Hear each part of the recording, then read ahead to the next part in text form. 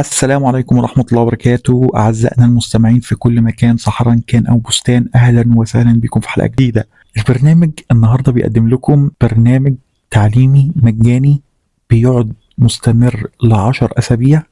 طبعا يعني عبارة عن دورة تدريبية، وانتوا عارفين الدورات التدريبية في الفترة الأخيرة كترت قوي.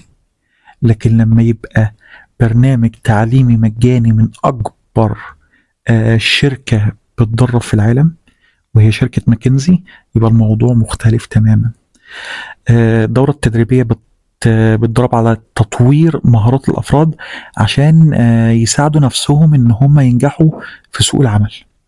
البرنامج بيستهدف الأشخاص في مراحلهم المهنية المختلفة. يعني مش بتختار شريحة معينة، لا، ممكن تبقى حضرتك في شريحة مهنية معينة، ومعاك حد في نفس البرنامج في شريحة مهنية أخرى. ايه اللي بيقدمه البرنامج ده؟ البرنامج بيقدم رحلة تعليمية تفاعلية، بتشمل بقى دورات رقمية وفعاليات تعليمية وتمارين تطبيقية. التزام زمني بسيط بمعدل ساعتين أسبوعيا. يعني ساعتين أسبوعيا لمدة 10 أسابيع هيبقوا كافيين قوي إنك تتم البرنامج ده.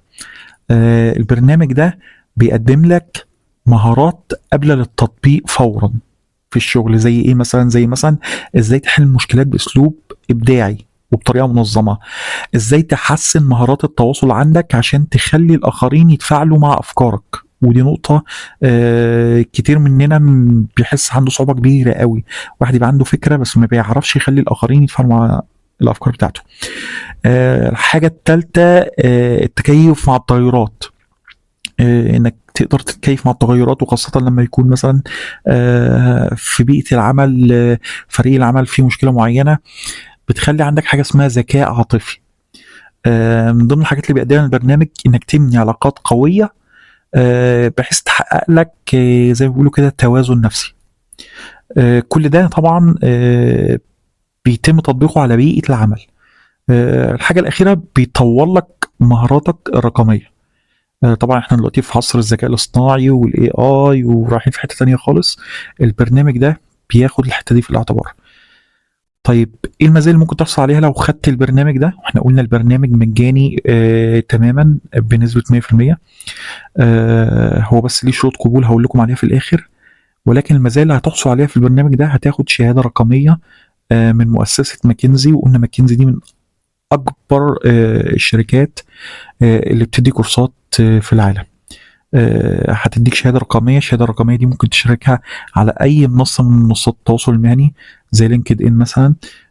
هتنضم لشبكه عالميه من المتعلمين والمحترفين. وده طبعا هيفتح لك فرص جديده انك تتعرف على ناس جديده وتنمي علاقاتك.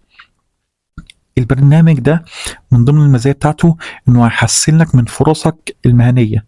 البرنامج ده اتعملت احصائيه عليه ان 70% من اللي بيتخرجوا من البرنامج ده بيحصلوا على تقدم وظيفي في خلال 3 شهور.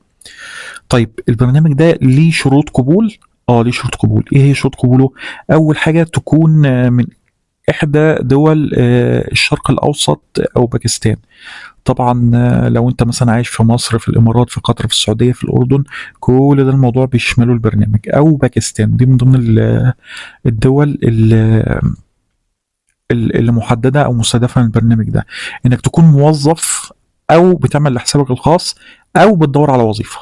ده الشرط التاني. الشرط التالت انك يكون عندك اقل من 5 سنين خبره. اقل من 5 سنين خبره.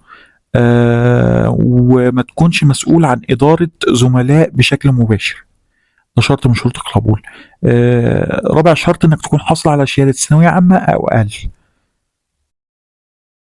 الشرط الخامس انك تكون تعرف تتكلم انجلش، عشان اصلا البرنامج بيتقدم باللغه الانجليزيه.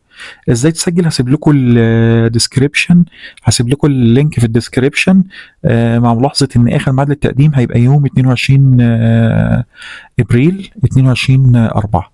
طيب البرنامج ده من الاخر كده زي ما بيقولوا يستحق ولا ما يستحقش؟ 98% من اللي اخدوا الكورس بتاع ماكنزي الكورس ده بتاع ماكنزي 98% اوصوا بيه لاخرين، يعني قالوا البرنامج ده جامد ومثلا عملوا ريكومنديشن للبرنامج لواحد صاحبه، يعني ان هو ياخد البرنامج. 95% حسوا بثقه اكبر في مهاراتهم بعد البرنامج. 560 الف واحد اخدوا البرنامج ده لحد دلوقتي. فالبرنامج يستحق ولا ما يستحقش؟ البرنامج ده يعني برنامج عالمي، يستحق طبعا.